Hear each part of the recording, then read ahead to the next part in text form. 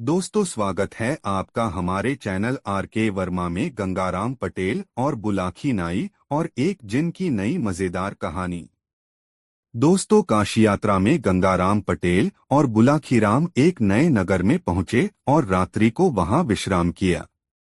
इस दौरान बुलाखीराम ने जो अद्भुत दृश्य देखा वह कुछ इस प्रकार था।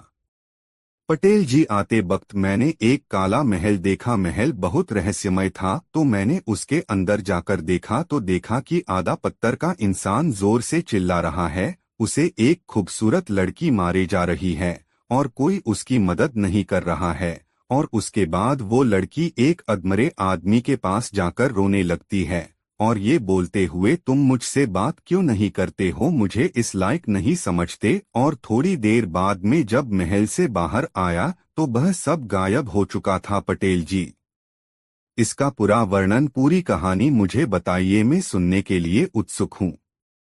पटेल जी बोले, हाँ हाँ बुलाकी, पर पहले खाना पीना हो जाए, उसके बाद मेरा हुक्का तैयार कर, फिर मैं तुझे सब कुछ बताता हूँ। रात को खाना खाने के बाद बुलाकी ने हुक्का तैयार किया, पटेल जी के सामने बैठ गया। पटेल जी बोले, हाँ भाई बुलाकी, तो सुन। किसी समय धार्मिक प्रवृत्ति का एक वृद्ध मुसलमान मछुआरा नियमित रूप से प्रतिदिन सदरे उठकर नदी के किनारे जाता और 4 बार नदी में जाल फेंकता था। एक दिन सुबह सुबह उसने नदी में जाल डाला। जब वह जाल को खींचने लगा तो जाल बहुत भारी लगा। उसने समझा कि आज कोई बड़ी मछली हाथ आई है। लेकिन कुछ ही देर बाद उसकी मेहनत पर पानी फिर गया। मेहनत से जाल खींचकर निकाला तो देखा कि उसमें एक गधे की लाश फंसी है। मछुआरा उसे देखकर जल भुन गया। उसका जालन भी गधे के बोझ से जगह से फट गया था। उसने जाल में से गधे की लाश निकालकर एक तरफ फेंक दी और जाल फिर से नदी में डाला। इस बार खींचा तो उसमें सिर्फ मिट्टी और कीचड़ भरा मिला। तब रुआसा सा होकर वह बोला, मेरा दुर्भाग्य तो देखो, 2 बार मैंने नदी में जाल डाला और मेरे हाथ कुछ नहीं आया। मैं तो इस पेशे के अलावा और कोई व्यवसाय जानता भी नहीं। अब मैं गुजर बसर के लिए क्या करूं? उसने जाल को खाली कर फिर पानी में फेंका। इस बार भी उसके हाथ दुर्भाग्य ही लगा। जाल में कंकड़ पत्थर और फलों की गुठलियों के अतिरिक्त कुछ भी नहीं था। यह देखकर वह और भी रोने पीटने लगा। तब तक सवेरे का उजाला भी फैल गया था। उसने ईश्वर का ध्यान किया और विनय की, हे सर्वशक्तिमान प्रभु, तुम जानते हो कि मैं हर रोज सिर्फ 4 बार नदी में जाल फेंकता हूँ। आज 3 बार फेंक चुका हूँ और कुछ हाथ नहीं आया।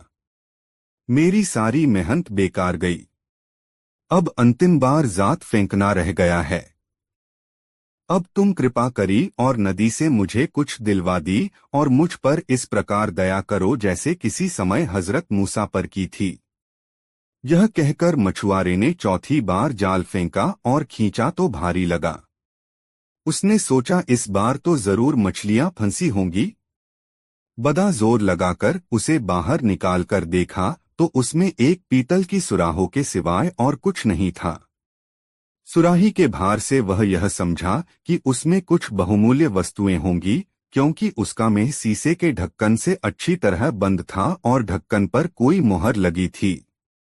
मछुआरे ने अपने मन में कहा कि यह अंदर से खाली हुई तो भी इसे बेचकर पैसे अच्छे मिल, आज का काम किसी तरह चल जाएंगे। जिससे उसने सुराही को उलट पलट कर और हिला डुलाकर देखा, लेकिन उसमें से कोई आवाज नहीं निकली। फिर उसने अपने झोले में से चाकू निकाला और उसका ढक्कन खोलने की चेष्टा करने लगा। सुराही के मुंह पर सील लगी हुई थी, इसलिए उसे खोलने में उसे काफी मशक्कत करनी पड़ी। तब कहीं जाकर सुराही का ढक्कन खुला। उसने झांककर सुराही के अंदर देखा, लेकिन उसे कुछ नहीं दिखाई दिया। वह फिर झुंझला गया और उसने क्रोध में आकर उसे एक और फेंक दिया। उसी समय उसने देखा कि सुराही से धुआं निकल रहा है। बहुत सा धुआं निकलकर नदी के ऊपर आकाश में फैल गया।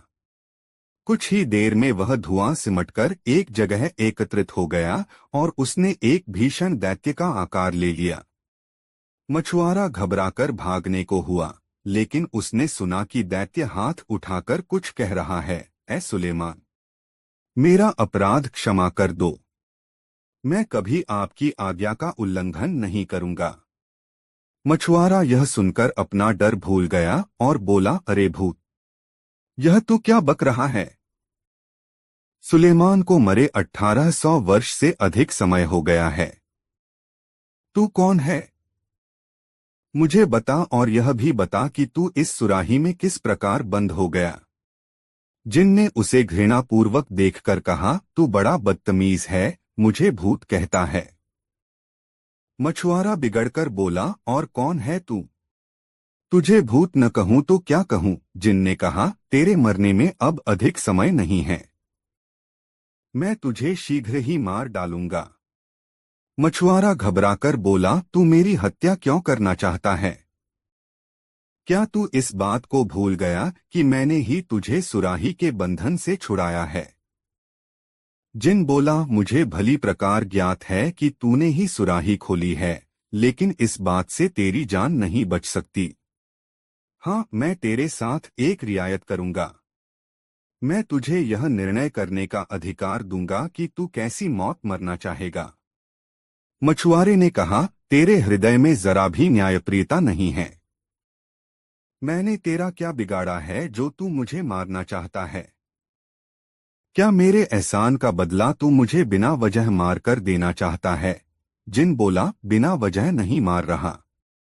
मैं तुझे बताता हूं कि तुझे मारने का क्या कारण है। तू ध्यान देकर सुन। मैं उन जिनों में से हूं जो नास्तिक थे। अन्य जिन मानते थे कि हजरत सुलेमान पैगंबर हैं, इसलिए उनकी आज्ञाओं का पालन करते थे। सिर्फ मैं और एक दूसरा दैत्य, जिसका नाम साकर था, सुलेमान को आज्ञा से विमुख हुए। बादशाह सुलेमान ने क्रुद्ध होकर अपने प्रमुख मंत्री आसिफ बिन वरहिया को आदेश दिया कि मुझे पकड़कर उसके सामने पेश करे। मंत्री ने मुझे पकड़कर उसके सामने खड़ा कर दिया। सुलेमान ने मुझसे कहा कि तू मुसलमान होकर मुझे पैगंबर मान और मेरी आज्ञाओं का पालन कर। मैंने इससे इनकार कर दिया। तब सुलेमान ने इसकी मुझे यह सजा दी और उसने मुझे इस सुराही में बंद कर दिया और अभिमंत्रित करके सीसे मोसे का ढक्कन इसके मुंह पर जड़ दिया और उस पर अपनी मोहर लगा दी। फिर एक जिन को आज्ञा दी कि वह इस सुराहों को नदी में डाल दे। तब वह मुझे नदी में डाल गया।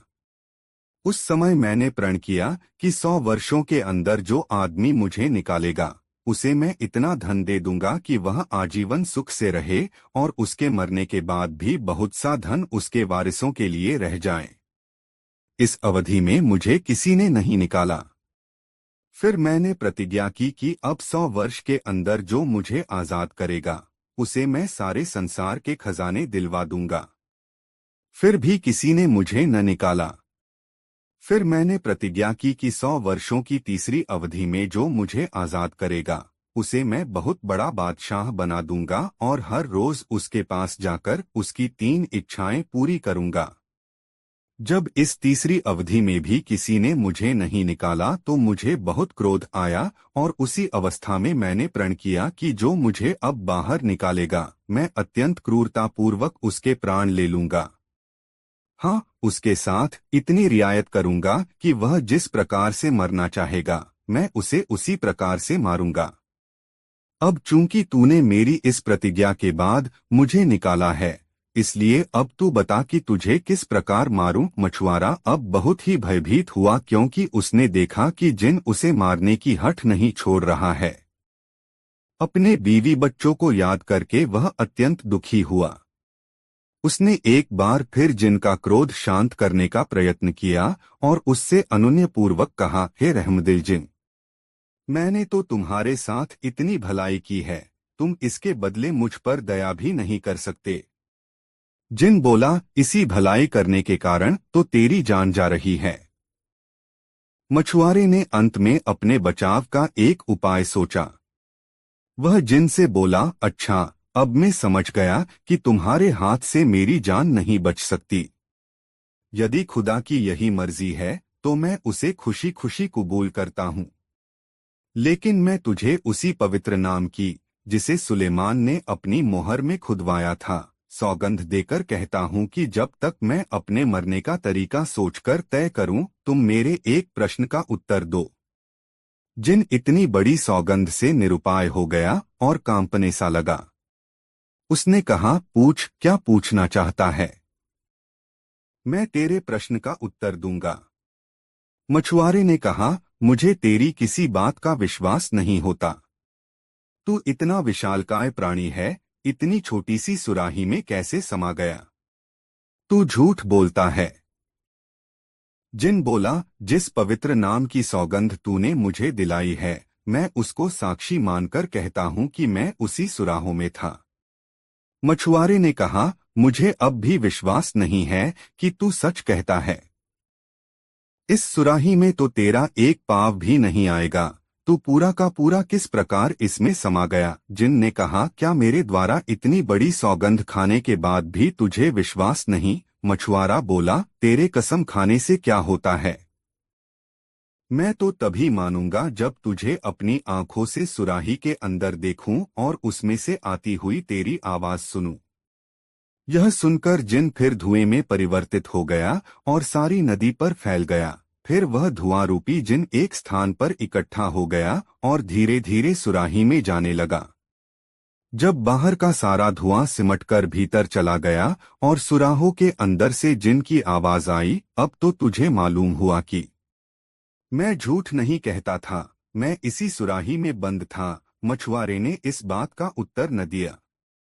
उसने फौरन सुराही का ढक्कन, जिस पर सुलेमान की मोहर लगी थी, सुराही के मुंह पर रखा और मजबूती से बंद कर दिया। फिर बोला, ओ जिन, अब तेरी बारी है कि तू गिड़गिड़ाकर मुझसे अपने अपराध क्षमा करने को कहे, या फिर मुझे यह बता कि तू स्वयं मेरे हाथ से किस प्रकार मरना चाहता है। नहीं तो मेरे लिए तो यही उचित होगा कि मैं तुझे फिर इसी नदी में डाल दूं और नदी के तट पर घर बनाकर रहूं, ताकि जो भी मछुआरा यहाँ जाल डालने आए उसे चेतावनी दे दिया करूं कि यहाँ एक सुराही में एक महाभयंकर जिन बंद है, उसे कभी बाहर न निकालना, क्योंकि उसने प्रण किया है कि जो भी उसे बाहर निकालेगा वह जिन उसके प्राण ले लेगा। यह सुनकर जिन बड़ा विचलित हुआ और बोला, मेरे मित्र, तू ऐसा न कर। मैं अब तुझे मारने का इरादा कभी न करूंगा। बुराई के बदले में भी भलाई करनी चाहिए। तू भी मेरे साथ ऐसी ही भलाई कर जैसी इम्मा ने अतीका के साथ की थी। मछुआरे ने कहा, मुझे वह कहानी नहीं मालूम।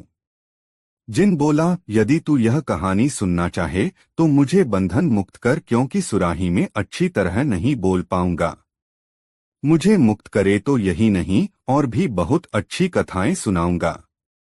जिन के बार बार गिड़गिड़ाने से द्रवित होकर ज्यों ही मछुआरे ने सुराही का ढक्कन खोला, उसमें से धुआं निकला और नदी पर फैल गया। कुछ देर में उसने जिन का रूप धारण कर लिया। जिन ने ठोकर मारकर सुराही को नदी में डुबा दिया। मछुआरा यह देखकर बहुत डरा और बोला, हे जिन, यह तूने क्या किया? क्या तू अपने वचन पर स्थिर नहीं रहना चाहता? मछुआरे के भयभीत होने पर जिन हंसकर बोला, तू डर मत। अपना जाल उठा और मेरे पीछे पीछे आ। वे दोनों वहां से चल पड़े और एक वन के अंदर से गुजरकर एक पहाड़ की चोटी पर चढ़ गए। फिर वहां से उतरकर एक लंबे चौड़े महल में गए। उस महल में एक तालाब दिखाई दिया, जिसके चारों ओर टीले थे। तालाब के पास पहुंचकर जिन ने मछुआरे से कहा, तू इस तालाब में जाल डाल और मछलियां पकड़। महुआरा खुश हो गया, क्योंकि तालाब में बहुत सी मछलियां थीं। उसने जाल डालकर खांचा तो उसमें 4 मछलियां फंसी हुई नजर आईं, जो 4 रंग की थी, सफेद, लाल, पोलो और कांचा। उसमें ने कहा, तू इन मछलियों को लेकर यहाँ के बादशाह के पास चला जा। वह तुझे इतना धन देगा जो तूने कभी देखा भी नहीं होगा। किंतु एक बात का ध्यान रखना, तालाब में एक दिन में एक ही बार जाल डालना। यह कहकर जिन ने जमीन में जोर की ठोकर मारी। जमीन फट गई और जिन उसमें समा गया। जिन के उस गड्ढे में समाने के बाद जमीन फिर समतल हो गई, जैसे उसमें कभी गड्ढा हुआ ही न हो। मछुआरा चारों मछलियां पकड़कर बादशाह के महल में ले गया।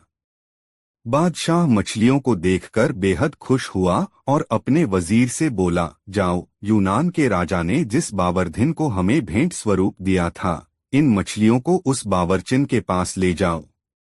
सिर्फ वही ऐसी होशियार है जो इन सुंदर मछलियों को भली भांति पका सकती है। मंत्री मछलियों को बावर्चिन के पास ले गया। बादशाह ने मछुआरे को 400 मोहरें इनाम में दे डाली। बावर्चिन ने मछलियों के टुकड़े करके उन्हें धो धो कर तलने के लिए गरम तेल में डाल दिया। जब टुकड़े एक ओर से लाल सुर्ख हो गए तो उसने उन्हें पलटा। उस समय उसने जो कुछ देखा, उसे देखकर उसकी आंखें फट गई। उसने देखा कि एकाएक रसोई घर की दीवार फट गई और उसमें से एक अति सुंदर स्त्री बड़े ठाट-बाट से भड़कीले कपड़े पहने बाहर निकली। उसके शरीर पर मिस्र देश की रानियों जैसे बेशकीमती आभूषण थे। उसके वस्त्र भी राजसी और मूल्यवान थे। स्त्री बाहर आकर अपने हाथ में पकड़ी मूल्यवान छड़ी उठाकर उस कड़ाही के पास आ खड़ी हुई जिसमें मछलियां भुन रही थीं।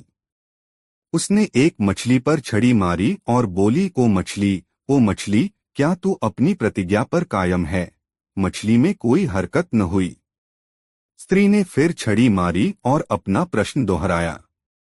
इस पर चारों मछलियों में हरकत हुई और वे बोली, यह सच्ची बात है, तुम हमें मानोगी तो हम तुम्हें मानेंगे, और अगर तुम हमारा ऋण वापस करोगी तो हम तुम्हारा ऋण वापस कर देंगे। यह सुनते ही स्त्री ने कड़ाही को, जिसमें मछलियां पड़ी थीं, जमीन पर उलट दिया और स्वयं दीवार में समा गई।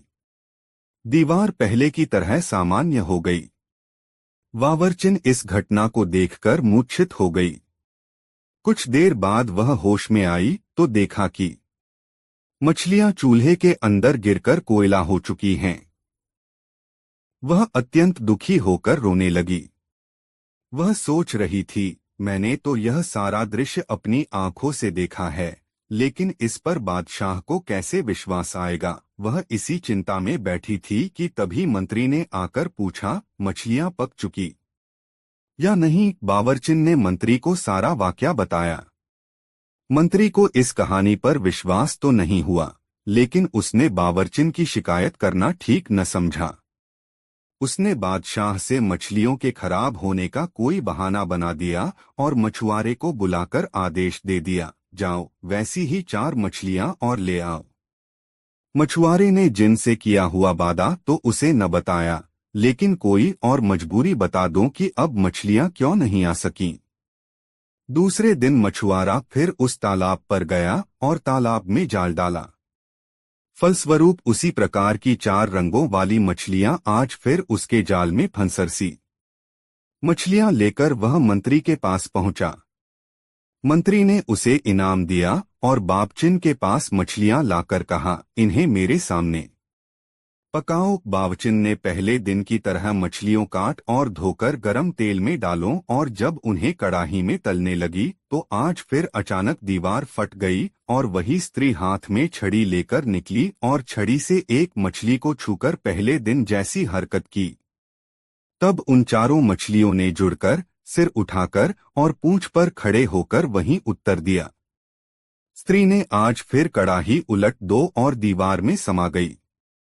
दीवार फिर जुड़कर पहले जैसी हो गई। मंत्री इन सब बातों को देखकर अचंभित हो गया।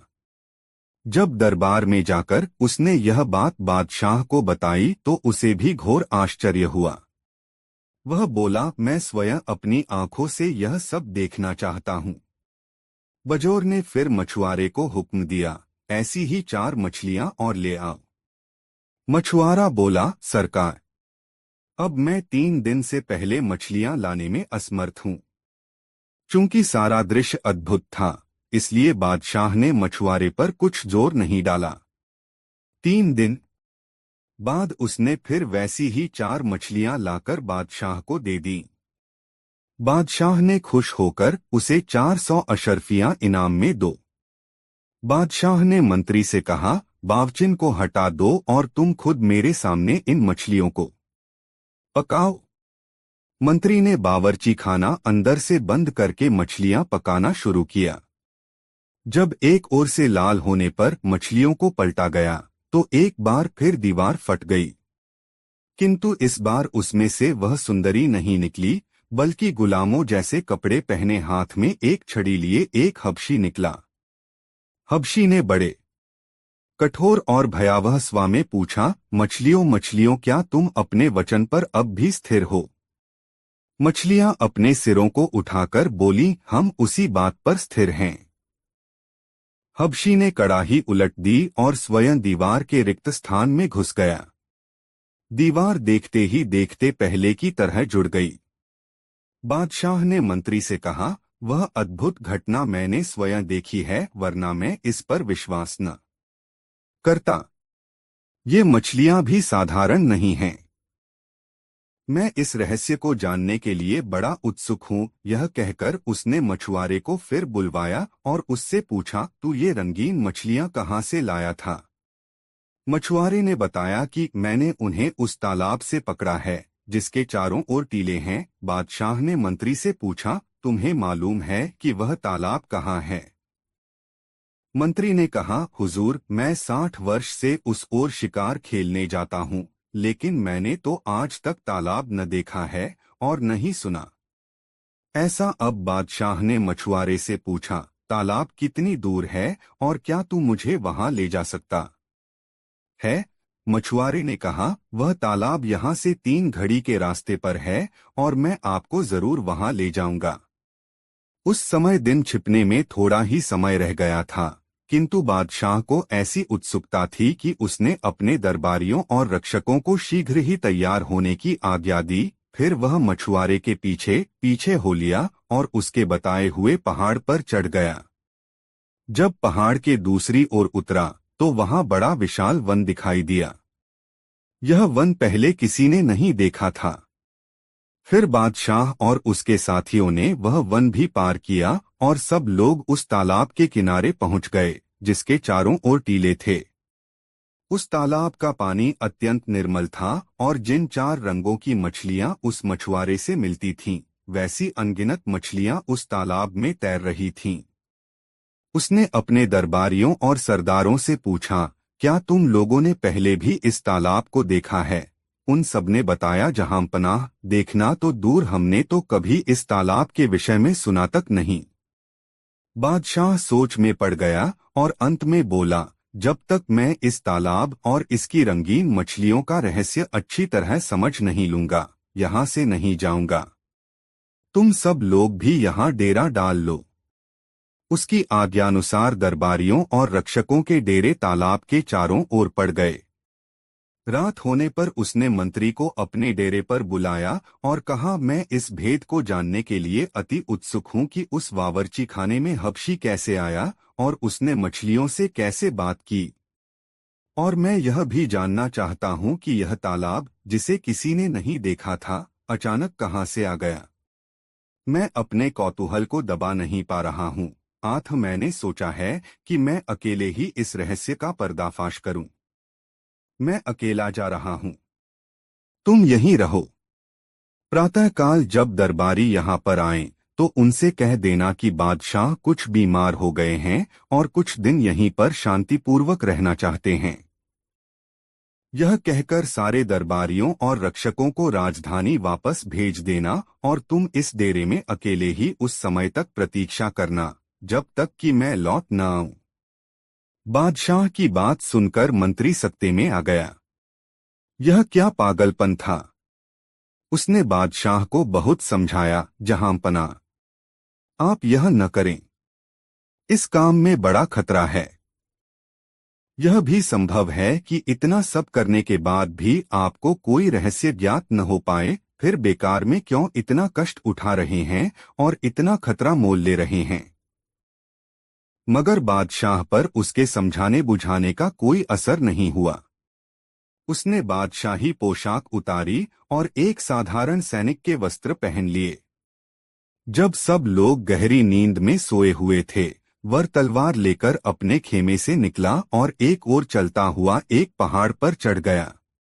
कुछ ही देर में वह उसकी चोटी पर पहुंचकर दूसरी ओर उतर गया। आगे उसे एक गहनवर दिखाई दिया। वह उसी के अंदर दाखिल हो गया। कुछ दूर जाने पर सवेरा हो गया। कुछ और दूर जाते पर उसे एक सुंदर महल दिखाई दिया।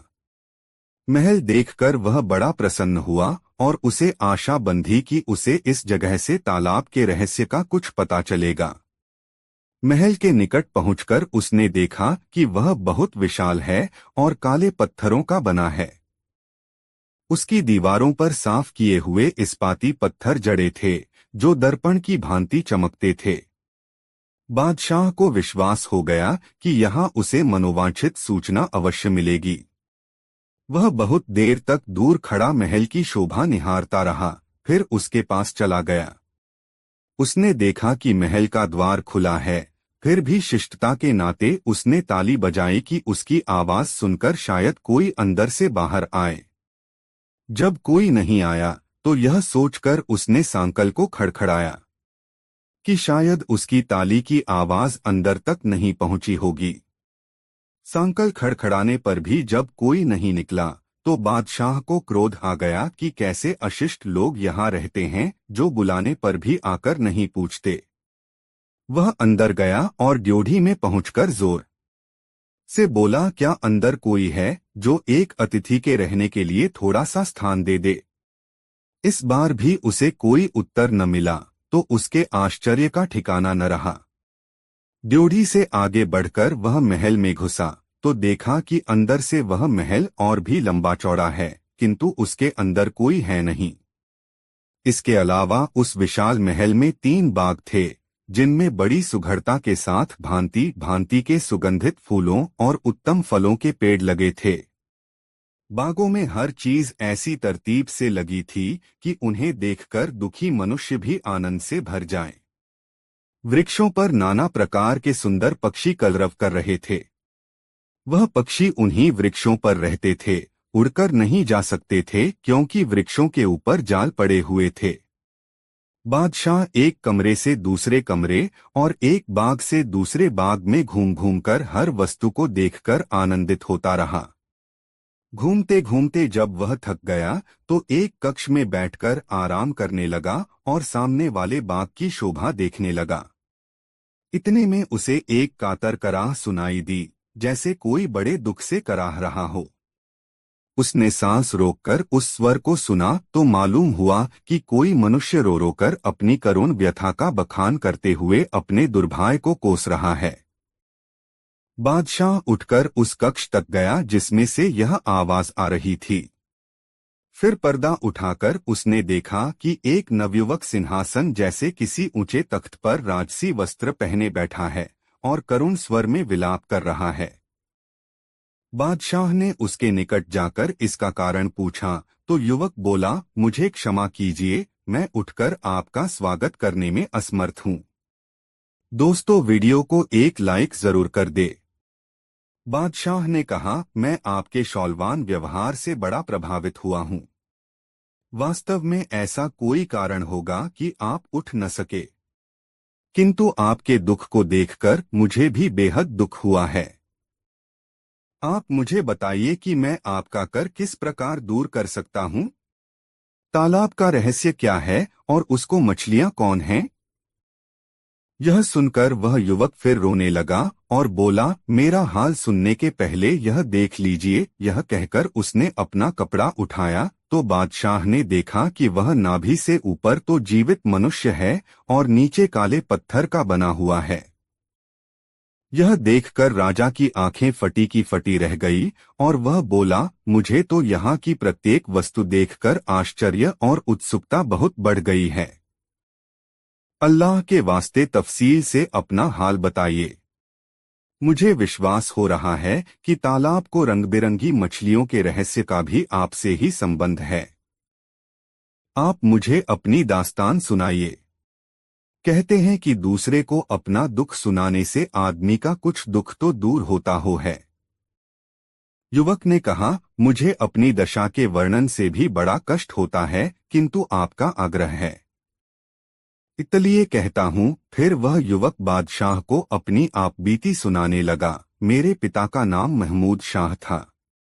वे काले द्वीपों के बादशाह थे। वे काले द्वीप 4 विख्यात पर्वत हैं। उनकी राजधानी उसी स्थान पर थी जहां वह रंगीन मछलियों वाला तालाब है। 70 वर्ष की उम्र में मेरे पिता का देहांत हो गया और उनकी जगह में राजसिंहासन पर बैठा। मैंने अपने चाचा की बेटी के साथ विवाह किया। मैं उसे बहुत चाहता था, वह भी मुझे बहुत चाहती थी। 5 वर्ष तक हम लोग सुखपूर्वक रहते रहे। 5 साल बाद धीरे धीरे मुझे एहसास होने लगा कि उसका मेरे प्रति पहले जैसा प्रेम नहीं है। एक दिन दोपहर के भोजन के पश्चात वह स्नानगृह को गई और मैं अपने शयनकक्ष में लेटा रहा। 2 दासियां जो बेगम को पंखा झला करती थीं, मेरे सिरहाने पैताने बैठ गईं।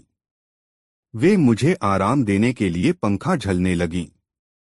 मुझे सोया जानकर वे वहीं बैठीं धीमे धीमे बातचीत करने लगीं। मैं सोया नहीं था, किंतु उनकी बातें सुनने के लिए सोने का बहाना कर रहा था। एक दासी बोली, हमारी मलिका बड़ी दुष्टा है, जो ऐसे सुंदर और सुशील पति को प्यार नहीं करतो। दूसरी बोली, तू ठीक कहती है, रात में बादशाह को अकेला सोता छोड़कर वे न जाने कहाँ जाती हैं और बेचारे बादशाह को कुछ पता ही नहीं चलता। ये बेचारे जाने भी कैसे, बेगम रोज रात को इनके शरबत में कोई नशा मिलाकर इन्हें दे देती हैं।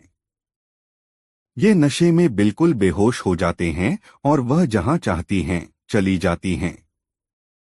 फिर सवेरा होने से पहले आकर इन्हें होश में लाने की सुगंध सूंघा देती हैं। मेरे बुजुर्ग दोस्त, मुझे यह सुनकर इतना दुख हुआ कि उस दुख का वर्णन मेरी सामर्थ्य से बाहर है। उस समय मैंने क्रोध करना मुनासिब न समझा और कुछ देर में इस तरह अंगड़ाइयां लेता हुआ उठा भानो सचमुच सो रहा था। कुछ देर में बेगम भी स्नान करके वापस आ गई। उस रात भोजन के बाद मैं शयन करने के लिए लेटा तो बेगम हमेशा की तरह मेरे लिए शरबत का प्याला लाई। मैंने प्याला ले लिया और उसकी आंख लेटाकर प्याले का शरबत खिड़की से बाहर फेंक दिया और खाली प्याला उसके हाथ में ऐसे दे दिया बानो मैंने पूरा शरबत पी लिया हो। फिर हम दोनों पलंग पर लेट गए। बेगम ने मुझे सोता समझकर अलग से उठकर एक मंत्र पढ़ा और मेरी तरफ मुंह फेरकर कहा, तू ऐसा सो कि कभी न जागे। फिर यह भड़कीले वस्त्र पहनकर कमरे से निकल गई। मैं भी पलंग से उठा और तलवार हाथ में लेकर उसका पीछा करने लगा। वह मुझसे केवल थोड़ा ही आगे थी और उसकी पदचाप मुझे साफ सुनाई दे रही थी।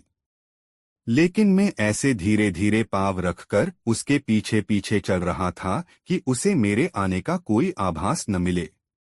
वह कई दरवाजों से होकर निकली। उन सभी में ताले लगे थे, किंतु उसकी मंत्र शक्ति से सभी ताले खुलते जा रहे थे। आखिरी दरवाजे से निकलकर जब वह बाग में गई तो मैं दरवाजे के पीछे छिपकर देखने लगा कि देखें वह क्या करती है। वह बाग से आगे बढ़कर एक छोटे से बगीचे के अंदर चली गई जो चारों तरफ से झाड़ियों से घिरा हुआ था।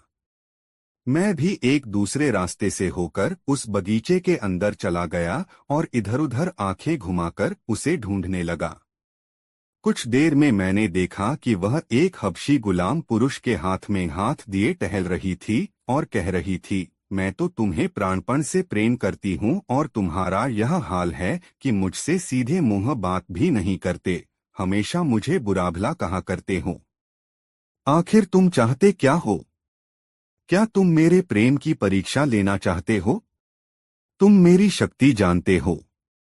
मेरे अंदर इतनी शक्ति है कि कहो तो सूर्योदय के पहले ही इन सारे महलों को खंडहर बना दूं, यह सारा ठाठ बाट बिल्कुल वीरान कर दूं और यहाँ भेड़िए और उल्लुओं के अलावा कोई नहीं दिखाई दे। जो पत्थर यहाँ महलों में लगे हैं वे कौहकाफ पर्वत पर वापस उड़कर चले जाएं।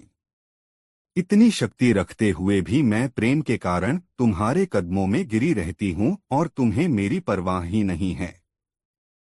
यही बातें करते करते जब वे लोग उस झाड़ी के पास पहुंचे जहां मैं छुपा था, तब मैंने अंधेरे का लाभ उठाकर उस हबशी की गर्दन पर पूरे जोर से तलवार का वार किया। वह लड़खड़ाकर गिर गया। मैंने बेगम को इसलिए छोड़ दिया क्योंकि वह मुझे बेहद प्रिय थी और चाचा की बेटी भी थी।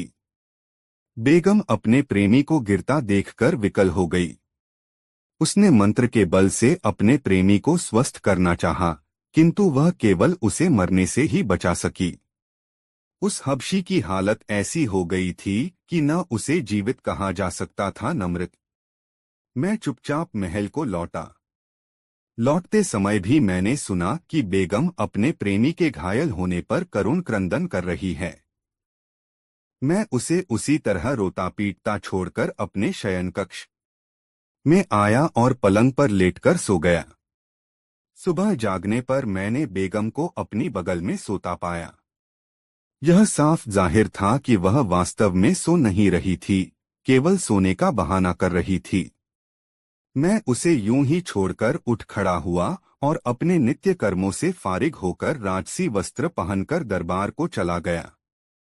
जब दिन भर राजकाज निपटाने के बाद मैं अपने महल में आया तो देखा कि बेगम ने शोक संताप सूचक काले वस्त्र पहन रखे हैं और बाल बिखेरे हुए बैठी उन्हें नोच रही है। मैंने उससे पूछा, यह तुम कैसा व्यवहार कर रही हो, यह मातम किस कारण है? इस पर वह बोली, बादशाह सलामत, मुझे क्षमा करें। मैंने आज 3 शोक समाचार पाए हैं, इसलिए काले कपड़े पहने मातम कर रही है। वह कौन से समाचार हैं? मेरी माता का देहांत हो गया है, मेरे पिताजी एक युद्ध में मारे गए हैं और मेरा एक भाई ऊंचाई से गिरकर मर गया है। मैंने कहा, समाचार बुरे हैं, लेकिन तुम्हारे इस प्रकार मातम करने के लायक नहीं हैं। फिर भी वे तुम्हारे संबंधी थे और तुम्हें उनकी मृत्यु का शोक होना ही चाहिए। इसके बाद वह कमरे से चली गई और मुझसे अलग होकर उसी प्रकार रोती पीटती रही। मैं उसके दुख का कारण जानता था, इसलिए मैंने उसे समझाने बुझाने की चेष्टा भी न की। 1 वर्ष तक यही हाल रहा। फिर एक दिन उसने कहा, मुझसे दुख नहीं सहा जाता, मैं एक मकबरा बनवाकर उसमें रात दिन रहना चाहती हूँ। मैंने उसे ऐसा करने की अनुमति भी दे दी। उसने एक बड़ी भारी गुंबद वाली मकबरे जैसी इमारत बनवाई और उसका नाम मातम महल रखा। जब वह बन चुका तो उसने अपने घायल प्रेमी हबशी को वहां लाकर रखा और स्वयं भी दहा रहने लगी। वह दिन में एक बार उसे कोई दवा खिलाती और जादू मंत्र भी करती थी। फिर भी उसे ऐसा प्राणघातक घाव लगा था कि औषधि और मंत्रों के बल पर सिर्फ उसकी सांसें ही अटकी हुई थीं।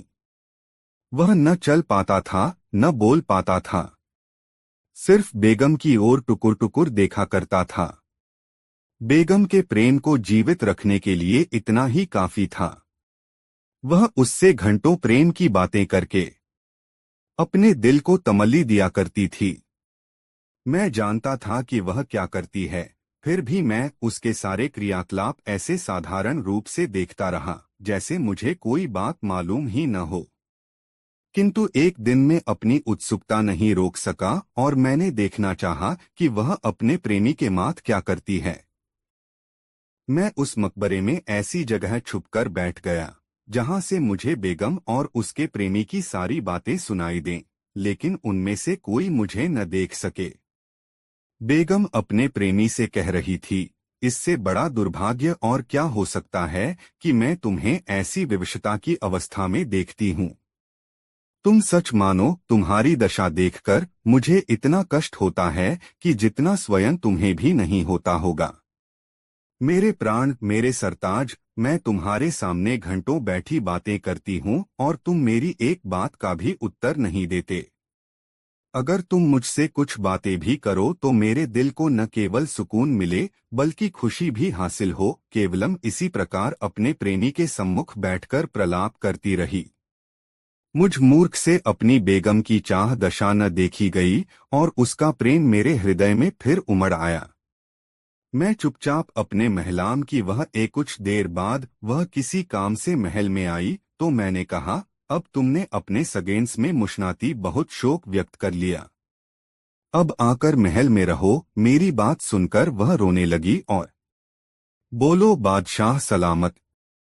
मुझसे यह करने के लिए न कहें। में उसे जितना समझाता बुझाता उतना ही उसका रोना पीटना बढ़ता जाता था।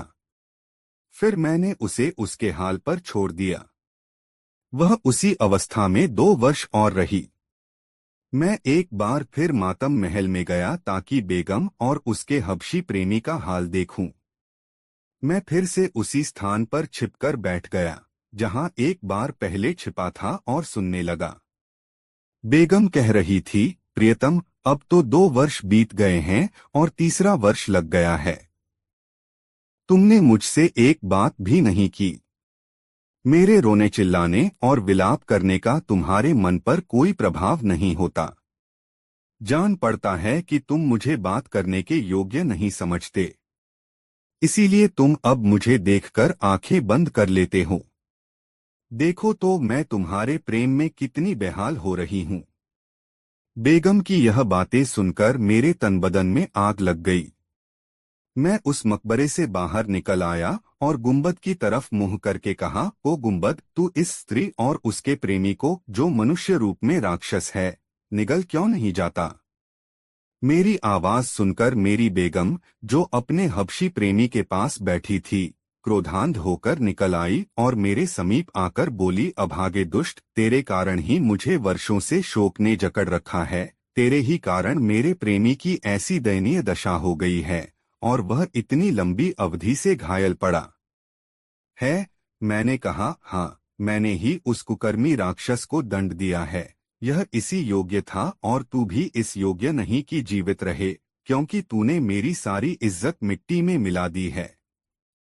यह कहकर मैंने तलवार खींच ली और चाहा कि बेगम की हत्या कर दूं, किंतु उसने कुछ ऐसा जादू किया कि मेरा हाथ उठ ही न सका। फिर उसने धीरे धीरे कोई मंत्र पढ़ना आरंभ किया, जिससे मैं बिल्कुल न समझ सका। मंत्र पढ़ने के बाद वह बोली, अब मेरे मंत्र की शक्ति देख। मैं आज्ञा देती हूँ कि तू कमर से ऊपर जीवित मनुष्य रहे और कमर से नीचे पत्थर बन जाए। उसके यह कहते हो मैं वैसा ही बन गया जैसा उसने कहा था, अर्थात मैं न जीवित लोगों में रहा न मृतकों में। फिर उसने मातम महल से उठवाकर मुझे इस जगह लाकर रख दिया। इतना ही नहीं, उसने मेरे नगर को भी नहीं छोड़ा। मेरे सभी दरबारी और प्रजाजन मेरे प्रति निष्ठा रखते थे। उसने उन सबको अपने जादू से मछलियों में बदल दिया। इनमें जो सफेद रंग की मछलियां हैं वे मुसलमान हैं, लाल रंग वालों अग्निपूजक, काली मछलियां ईसाई और पीले रंग वाली यहूदी हैं। मैं जिन 4 काले द्वीपों का नरेश था, उन्हें उस स्त्री ने 4 टीले बनाकर तालाब के चारों ओर स्थापित कर दिए। उसने मेरे देश को उजाड़ दिया और मुझे आधा पत्थर का बनाकर भी उसका क्रोध शांत नहीं हुआ। वह यहाँ रोज आसी है और मेरे कंधों और पीठ पर 100 कोड़े इतने जोर से मारती है कि हर चोट पर मेरा खून छलछला आता है। फिर वह बकरी के बालों से बनी एक खुरदरी काली कमली मेरे कंधों और पीठ पर डालती है और उसके ऊपर सोने की तारकशी वाला भारी लबादा डालती है। यह वस्त्र वह मेरे सम्मान के लिए नहीं बल्कि मुझे और पीड़ा पहुंचाने के लिए डालती है और मेरा मजाक उड़ाकर कहती है, दृष्ट, त्रि तो 4 द्वीपों का बादशाह है, फिर अपने को इस अपमान और दुर्दशा से क्यों नहीं बचाता? इतना वृत्तांत बताने के बाद काले द्वीपों के बादशाह ने दोनों हाथ आकाश की ओर उठाए और बोला, हे सर्वशक्तिमान परमात्मा, हे समस्त विश्व के सृजनहार, यदि तेरी प्रसन्नता इसी में है कि मुझ पर इसी प्रकार अन्याय और अत्याचार हुआ करे तो मैं इस बात को भी प्रसन्नता से सहूंगा। मैं हर हालत में तुझे धन्यवाद दूंगा। मुझे तेरी दयालुता और न्यायप्रियता से पूर्ण आशा है कि तू एक ने दिन मुझे इस दारुण दुख से अवश्य छुड़ाएगा, जब वहां आने वाले खोजकर्ता बादशाह ने यह सारी कहानी सुनी तो उसे बड़ा दुख हुआ और वह विचार करने लगा कि इस निर्दोष नौजवान बादशाह का दुख कैसे दूर किया जाए और कैसे उसकी कुल्टा बेगम को दंड दिया जाए। यह सोचकर उसने पूछा, तुम्हारी बेगम कहाँ रहती है और उसका प्रेमी जिसके पास वह रोज जाती है किस स्थान पर पड़ा है? नौजवान बादशाह ने उसे बताया, मैंने आपको पहले ही बताया था कि उस मातम महल का एक रास्ता इस कमरे के नीचे से होकर भी है, जहां इस समय हम लोग हैं। यह जादूगरनी कहाँ रहती है यह बात मुझे ज्ञात नहीं, किंतु रोज प्रातःकाल वह मेरे पास मुझे दंड देने के लिए आती है और मुझे पीटने के बाद फिर अपने प्रेमी के पास जाकर उसे कोई अर्क पिलाती है जिससे वह जीवित बना रहता है। आगंतुक बादशाह ने कहा, वास्तव में तुमसे अधिक दया योग्य और कोई व्यक्ति नहीं होगा। तुम्हारा जीवन तो ऐसा है कि इसे इतिहास में लिखकर अमिट कर दिया जाए। तुम चिंता न करो, मैं तुम्हारे दुख के निवारण का भरसक प्रयत्न करूंगा। इसके बाद आगंतुक बादशाह उसी कक्ष में सो गया क्योंकि रात का समय हो गया था। बेचारा काले द्वीपों वाला बादशाह उसी प्रकार बैठा रहा और जागता रहा। स्त्री के जादू ने उसे लेटने और सोने के योग्य ही नहीं रखा था। दूसरे दिन तड़के ही आगंतुक बादशाह गुप्त मार्ग से मातम महल में प्रविष्ट हो गया। वहां सैकड़ों स्वर्ण दीपक जल रहे थे और वह ऐसा सजा हुआ था कि बादशाह को अत्यंत आश्चर्य हुआ। फिर वह उस स्थान पर गया जहां घायल अवस्था में बेगम का हबशी प्रेमी पड़ा हुआ था। वहां जाकर उसने तलवार का ऐसा वार किया कि वह अधमरा आदमी तुरंत मर गया।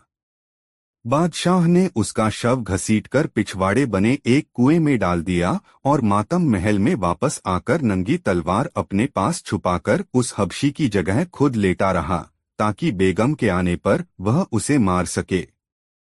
थोड़ी देर बाद जादूगरनी उसी भवन में पहुंची जहां काले द्वीपों का बादशाह पड़ा हुआ था। उसने उसे इतनी बेदर्दी से पीटना शुरू किया कि सारी इमारतें उसकी चीख पुकार और आर्तनाद से गूंजने लगीं। वह दीदी से पीटना शुरू किया और दया करने की प्रार्थना करता रहा, किंतु उस दुष्टश का हाथ 100 कोड़े मारे बगैर ककारा। इसके बाद सदा की भांति उस पर खुरदरी कमली और उसके ऊपर जरी का भारी लबादा डालक का मातम महल में आई और बादशाह के सम्मुख, जिसे वह अपना प्रेमी समझी थी, बैठकर विरह व्यथा कहने लगी। बोली, प्रियतम, मैं तुझे प्राणपण से चाहती हूँ और तू है कि मुझसे तनिक भी प्रेम नहीं करता। मेरा दिन और रात का चैन हराम हो गया है। तू अपने कष्टों का कारण मुझे ही समझता है। यद्यपि मैंने तेरे लिए अपने पति पर बेहद अत्याचार किया है, फिर भी मेरा क्रोध शांत नहीं हुआ है और मैं चाहती हूँ कि उसे और कठोर दंड दूं, क्योंकि उसी अभागे ने तेरी ऐसी दशा को है। लेकिन तू तो मुझसे कुछ कहता ही नहीं, हमेशा होंठ बंद किए रहता है। शायद तू चाहता है कि अपनी चुप्पी से ही मुझे इतना व्यथित कर दे कि मैं तड़प तड़प कर मर जाऊं। भगवान के लिए अधिक नहीं तो एक बार तो मुझसे बात कर ले जिससे मेरे दुखी मन को शांति मिले। बादशाह ने उनीदे स्वर में कुरान शरीफ की यह आयत पढ़ी। लाहौल बिला कुव्वत। बादशाह ने यह आयत इसलिए पढ़ी थी क्योंकि इस्लामी विश्वास के अनुसार इस आयत को पढ़ने से शैतान भाग जाता है, किंतु बेगम के लिए इसे भी सुनना सुखद आश्चर्य था। वह बोली, प्यारे, यह सचमुच तू बोला था कि मुझे कुछ धोखा हुआ था? बादशाह ने हबशियों के से स्वर में घृणापूर्वक कहा, तुम इस योग्य नहीं हो कि मैं तुमसे बात करूं या तुम्हारे किसी प्रश्न का उत्तर दूं। प्राणप्रिय बेगम आश्चर्य से बोली, मुझसे ऐसा क्या अपराध हुआ है जो तुम ऐसा कह रहे हो? बादशाह ने कहा, तुम बहुत जिद्दी हो, किसी की नहीं सुनती, इसलिए मैंने कुछ नहीं कहा। अब पूछती हो तो कहता हूं। तुम्हारे पति के रात दिन चिल्लाने से मेरी नींद हराम हो गई है। अगर उसको चीख पुकार न होती तो मैं कब का अच्छा हो गया होता और खूब बातचीत कर पाता। लेकिन तूने एक तो उसे आधा पत्थर का बना दिया है और फिर उसे रोज इतना मारा भी कि वह कभी सो नहीं पाता और रात दिन रोया और कराहा करता है और मुझे सोने नहीं देता। अब तू ही बता कि मैं तुझसे क्या बोलूं और क्या बात करूं। इस पर जादूगरनी ने कहा, तब क्या तुम यह चाहते हो कि मैं उसे मारना बंद कर दूं और उसे पहले जैसी स्थिति में ले आऊं? अगर तुम्हारी खुशी इसी में है तो मैं अभी ऐसा कर सकती हूँ। हबशी बने हुए बादशाह ने कहा, मैं सचमुच यही चाहता हूँ कि तू इसी समय जाकर उसे दुख से पूरी तरह मुक्ति दे दे, ताकि उसकी चीख पुकार से मेरे आराम में विघ्न न पड़े। तभी बेगम ने मातम महल के एक कक्ष में जाकर एक प्याले में पानी लेकर उस पर कुछ ऐसा मंत्र फूंका कि वह उबलने लगा। फिर वह उस कक्ष में गई जहां उसका पति था और उस पर वह पानी छिड़क कर बोली, यदि परमेश्वर तुझसे अत्यंत प्रसन्न है और उसने तुझे ऐसा ही पैदा किया है तो तू इसी सूरत में रह, किंतु तेरा स्वाभाविक रूप यह नहीं है तो मेरे जादू से अपना पूर्व रूप प्राप्त कर ले। और फिर तू यदि खैरियत चाहता है तो फौरन यहाँ से भाग जा, फिर कभी यहाँ आया तो जान से मार दूंगी। बेगम के जाते ही वह नौजवान बादशाह तत्काल ठीक हो गया और चुपचाप वहाँ से निकल गया। लेकिन वह अपनी जिज्ञासा को दबा न सका और उसी इमारत में छुपकर देखने लगा कि देखें आगे क्या होता है। बेगम वहां से फिर मातम महल में आई और हबशी बने बादशाह से बोली, जो तुम चाहते थे वह मैंने कर दिया। अब तुम उठ बैठो जिससे कि मुझे चैन मिले। बादशाह हबशियों जैसे स्वर में बोला, तुमने जो कुछ किया है उससे मुझे आराम तो मिला है, लेकिन पूरा आराम नहीं मिला। तुम्हारा अत्याचार अभी पूरी तरह से दूर नहीं हुआ है और मेरा चैन अभी पूरा नहीं लौटा है। तुमने सारे नगर को उजाड़ रखा है और उसके निवासियों को मछली बना दिया है। हर रोज आधी रात को सारी मछलियां पानी से सिर निकालकर हम दोनों को कोसा करती हैं। इसी कारण मैं निरोग नहीं हो पाता। तुम पहले शहर और उसके निवासियों को पहले जैसा बना दो, फिर मुझसे बात करो। यह करने के बाद तुम अपनी बाह का सहारा देकर मुझे उठाना। बेगम इस बात पर भी तुरंत राजी हो गई। वह तालाब के किनारे गई और थोड़ा सा अभिमंत्रित जल उस तालाब में छिड़क दिया। इससे वे सारी मछलियां नरनारी बन गई और तालाब की जगह सड़कों, मकानों और दुकानों से भरा नगर बन गया। सब कुछ पहले जैसा बनाकर वह जादूगरनी फिर मातम महल में गई और खुशी से चहकते हुए कहने लगी, प्यारे, तुम्हारी इच्छानुसार मैंने सब कुछ पहले जैसा कर दिया ताकि तुम पूर्णतः स्वस्थ और निरोग हो जाओ। अब तुम उठो और मेरे हाथ में हाथ देकर चलो। बादशाह ने फिर हबशियों जैसे स्वर में कहा, मेरे पास आओ। वह पास आ गई। तब बादशाह बोला, और पास आओ। वह उसके बिल्कुल पास आ गई। बादशाह ने उछलकर जादूगरनी की बाहें पकड़ लीं और उसे एक क्षण भी संभलने न दिया और उस पर इतने जोर से तलवार चलाई कि उसके दो टुकड़े हो गए। बादशाह ने उसकी लाश भी उसी कुएं में डाल दी जिसमें उसने हबशी की लाश फेंकी थी।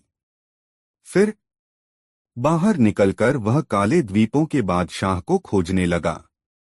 वह भी पास के एक भवन में छुपा उसकी प्रतीक्षा कर रहा था। आगंतुक बादशाह से उसने कहा, दोस्त, अब किसी तरह का डर नहीं है। मैंने तुम्हारी उस जादूगरनी बेगम को ठिकाने लगा दिया है। काले द्वीपों के बादशाह ने सविनय उसका आभार प्रकट किया और पूछा, अब आपका इरादा क्या अपने नगर को जाने का है? हाँ, मैंने जो रहस्य जानना था वो जान लिया और अब मैं चाहता हूँ कि तुम भी मेरे साथ मेरे राज्य में चलो। हमारे महल में कुछ दिन आराम करो, फिर अपने काले द्वीप को चले आना। इस पर नौजवान बादशाह हंस पड़ा और बोला, क्या आप अपने नगर को यहाँ से निकट ही समझे हुए हैं? इसमें क्या संदेह है? मैं तो 4-5 घड़ी के अंदर ही तुम्हारे महल में आ गया था। तब काले द्वीपों के बादशाह ने कहा, आपका देश यहाँ से पूरे 1 वर्ष की राह पर है। उस जादूगरनी ने अपने मंत्र बल से मेरे देश को आपके देश के निकट पहुंचा दिया था। अब मेरा देश फिर अपनी जगह पर वापस आ गया है। आगंतुक बादशाह को यह सुनकर बड़ी चिंता हुई। इस पर काले द्वीपों के बादशाह ने उससे कहा, यह दूरी और निकटता कुछ विशेष चिंता की बात नहीं है। मैं आपके उपकार से जीवन भर ऋणी नहीं हो सकता। आगंतुक बादशाह अब भी चकराया हुआ था कि वह अपने देश से इतनी दूर कैसे पहुंच गया। यह देख काले द्वीपों के बादशाह से कहा, आपको इतना आश्चर्य क्यों हो रहा है? आप तो उस स्त्री की जादू की शक्ति स्वयं देख चुके हैं। आगंतुक बादशाह ने कहा, खैर, अगर दोनों देशों में इतनी दूरी है और तुम मेरे देश न जाना चाहो तो न चलो, लेकिन मेरे कोई पुत्र नहीं है, इसलिए मैं चाहता हूं कि तुम्हें अपने देश का युवराज भी बना दूं ताकि मेरे मरणोपरांत मेरे राज को भी तुम संभालो। काले द्वीप के बादशाह ने यह स्वीकार कर लिया और 3 सप्ताह की तैयारी के बाद सेना और कोष का प्रबंध करके उसने 100 ऊंटों पर भेंट की बहुमूल्य वस्तुएं लदवाई और अपने 50 विश्वस्त सामंतों और भेंट का सामान लेकर वह आगंतुक बादशाह के साथ उसकी राजधानी की ओर रवाना हुआ। जब उस बादशाह की राजधानी कुछ दिन की राह पर रह गई तो उसने हरकारे भेज दिए ताकि वे बादशाह के लौटने का समाचार उसके दरबारियों और नगर निवासियों को दे दें। जब वह अपने नगर के निकट पहुंचा तो उसके सारे सरदार और दरबारी उसके स्वागत को नगर के बाहर आए और बादशाह की वापसी पर भगवान को धन्यवाद देने के बाद बताया कि राज्य में सब कुशल है। नगर में पहुंचने पर बादशाह का नगर निवासियों ने हार्दिक स्वागत किया। बादशाह ने पूरा हाल कहकर काले द्वीपों के बादशाह को अपना युवराज बनाने की घोषणा की और 2 दिन बाद उसे युवराज बना दिया। इस मौके पर सामंतों दरबारियों ने युवराज को बहुमूल्य भेंटें दी। कुछ दिन बाद बादशाह और युवराज ने मछुआरे को बुलाकर उसे बहुत सा धन दिया क्योंकि उसी के कारण युवराज का कष्ट समाप्त हुआ था। अपनी कहानी को पूर्ण विराम देते हुए गंगाराम पटेल बोले, बुलाखी, आज जो नजारा तू देख कर आया था वह यही नजारा था। पिटने वाला था बादशाह और पीटने वाली उसकी बेगम थी वह युवती जिसे वह अपनी पत्नी बनाने के लिए अपने घर लाया था। उसके चाचा की लड़की। अब रात भी बहुत हो गई और तेरे प्रश्न का उत्तर भी तुझे मिल गया है। आथ अब आराम से सो। मेरी आंखों में भी नींद गहराने लगी है और फिर सुबह आगे की यात्रा भी तो करनी है। यह कहकर उन्होंने पैर फैला लिए। बुलाखी भी सोने का प्रयास करने लगा। दोस्तों, गंगाराम पटेल बुलाखी राम ये मैजिकल मजेदार कहानी आपको कैसी लगी कमेंट बॉक्स जरूर बताएं। ऐसी और नई मजेदार कहानी सुनने के लिए हमारे चैनल RK वर्मा को अभी सब्सक्राइब कर ले। यह कहानी अपने मित्रों को जरूर शेयर करें। वीडियो देखने के लिए बहुत बहुत धन्यवाद।